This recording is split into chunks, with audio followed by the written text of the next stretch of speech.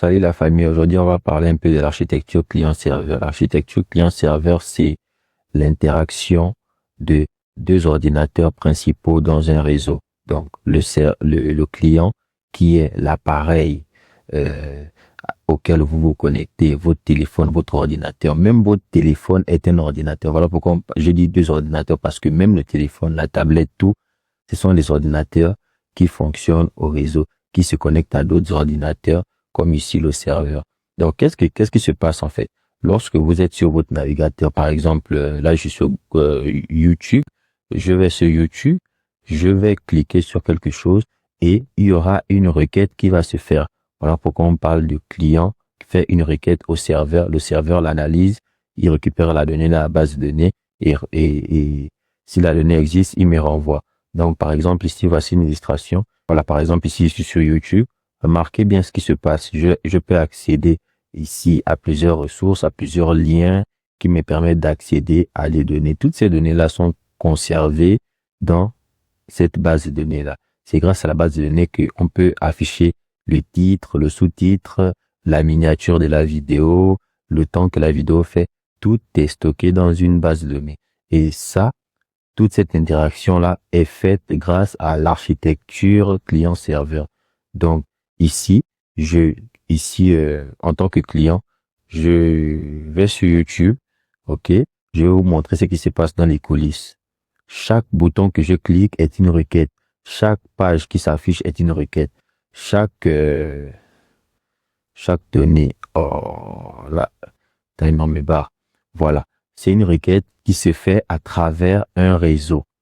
Donc ici, quand je viens dans l'onglet network, ici c'est pour les développeurs, pour comprendre un peu comment c'est ce qui se passe dans le coulisses. Donc ici, je suis seulement sur la page d'accueil, mais j'ai déjà fait 17 requêtes en background, donc en arrière-plan. 17 requêtes, il y a 164 kilobits qui se sont transférés, 241 kilobits de ressources utilisées. OK. Donc, si je clique, par exemple, je fais descendre, ça va faire d'autres requêtes. Vous voyez ici, le fait de voir du contenu, c'est une requête. Donc ici, en tant que client, lorsque je vais accéder à un site pour pouvoir récupérer les informations du site là, que ça s'affiche sur mon écran, ça va faire cette requête-là, qu'on appelle une requête HTTP, qui va à son tour regarder ici si la ressource existe et me renvoyer des données. Des données, c'est les images, les vidéos, comme on disait, le texte, tout ce que je vois et tout. Vous voyez que plus je scrolle, plus ici ça augmente. Plus je scrolle, plus ici ça augmente. Si je clique sur une vidéo, il y aura le son, je ne vais pas cliquer à cause de ça. Donc, tout ce que je fais est une requête. Par exemple, j'appuie sur un bouton, ça fait deux requêtes depuis, soit on est à 44, là on est à 46. J'annule, ok. Vous voyez, chaque action, les requêtes augmentent. Donc, l'architecture client-serveur, c'est tout ce processus-là. Pour encore illustrer ça d'une autre manière dans le monde réel, parce que pour bien comprendre l'informatique, il faut s'inspirer du monde réel. Lorsque vous allez dans un restaurant, vous êtes un client, vous allez faire votre commande au serveur. Le serveur va vérifier dans la base de données, donc il va demander au cuisinier de préparer le plat. Le plat en question, il contient les ingrédients. Tous ces ingrédients-là sont dans la base de données. Donc, si ces ingrédients n'existent pas, je ne pourrais pas avoir ce plat-là. Je veux par exemple une pizza au pepperoni, mais il n'y a pas de pepperoni. Donc, je demande la pizza. Le serveur va regarder à la cuisine si c'est disponible. Si c'est disponible, il va me donner ma pizza au pepperoni. Si c'est pas disponible, je n'aurai pas de pizza au pepperoni.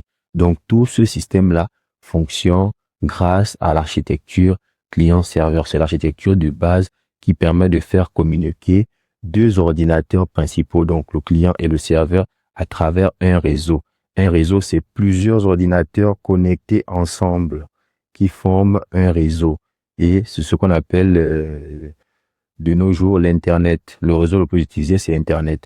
Donc, voici un peu la base de l'architecture client-serveur. Un autre exemple encore pour illustrer, lorsque, par exemple, vous réservez une table au restaurant, vous arrivez, vous êtes client, vous allez voir, par exemple, un réceptionniste, il va regarder, vous donnez votre nom, donc vous vous identifiez, vous donnez votre nom, le serveur va dire, le réceptionniste dira que oui, vous avez réservé, vous pouvez vous asseoir à telle table. Parce que quoi? Lui, en arrière-plan, il va vérifier si vos informations existent dans la base de données.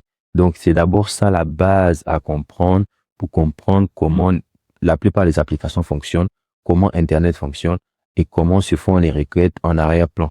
Comme je disais, tout sur Internet est requête, requête, requête, requête. Maintenant, derrière, après, il y a d'autres types d'architecture. Voilà. Mais tout fonctionne grâce à des requêtes et des réponses. Je demande, on me donne. Je demande, on me donne. Toujours un résultat, que ce soit négatif ou positif.